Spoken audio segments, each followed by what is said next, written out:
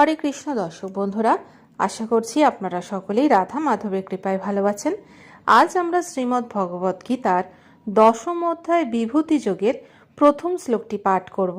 এর সাথে সাথে অনুবাদ এবং তাৎপর্য বিশ্লেষণ করব। আসুন তবে শুরু করা যাক।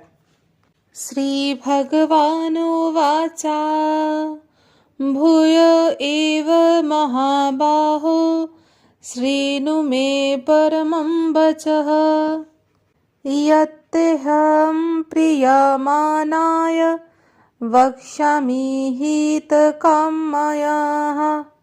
অনুবাদ: পরমেশ্বর ভগবান বললেন, হে মহাবীর, পুনরায় শ্রবণ করো। যেহেতু তুমি আমার প্রিয় পাত্র, তাই তোমার হিত কামনায় আমি পূর্বের থেকেও উৎকৃষ্ট তত্ত্ব বলছি। ভগবান শব্দটির ব্যাখ্যা করে পরাশর মুনি বলেছেন, যিনি সর্বতোভাবে শৈরশৌর্যপূর্ণ, যার মধ্যে সমগ্র ঐশ্বর্য, সমগ্র বীর্য, সমগ্র যশ, সমগ্র শ্রী, সমগ্র জ্ঞান ও বৈরাগ্য পূর্ণরূপে বিদ্যমান, তিনি পরমেশ্বর ভগবান।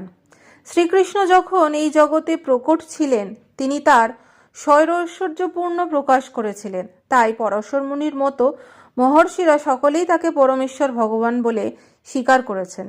এখানে শ্রীকৃষ্ণ অর্জুনকে তার বিভূতি ও কার্যকলাপ সম্বন্ধে আরও গূঢ়তর জ্ঞান প্রদান করেছেন।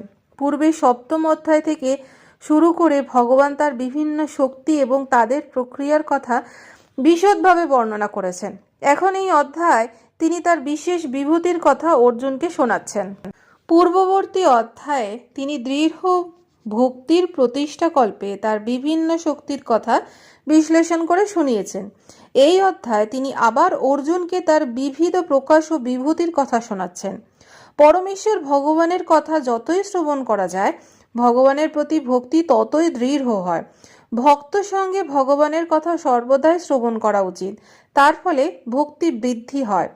যারা যথার্থভাবে কৃষ্ণ ভাবনামৃত লাভের জন্য উদ্গ্রীব, তারাই কেবল ভক্ত সঙ্গে ভগবানের কথা আলোচনা করতে পারেন। অন্যেরা এই ধরনের আলোচনায় অংশগ্রহণ করতে পারে না। ভগবান স্পষ্টভাবে অর্জুনকে বলেছেন যে যেহেতু অর্জুন তার অতি প্রিয়, তাই তার মঙ্গলের জন্য এই সমস্ত কথা আলোচনা করা হচ্ছে। তাহলে দর্শক বন্ধুরা, এই ছিল আমাদের শ্রীমদ্ ভগবত গীতার 10ম অধ্যায় বিভূতি যুগের 1 নম্বর শ্লোকের তাৎপর্য। আগামী পর্বে আপনাদের সাথে আবার দেখা হবে পরবর্তী শ্লোক নিয়ে। আপনারা ভালো থাকুন, সুস্থ থাকুন। রাধে।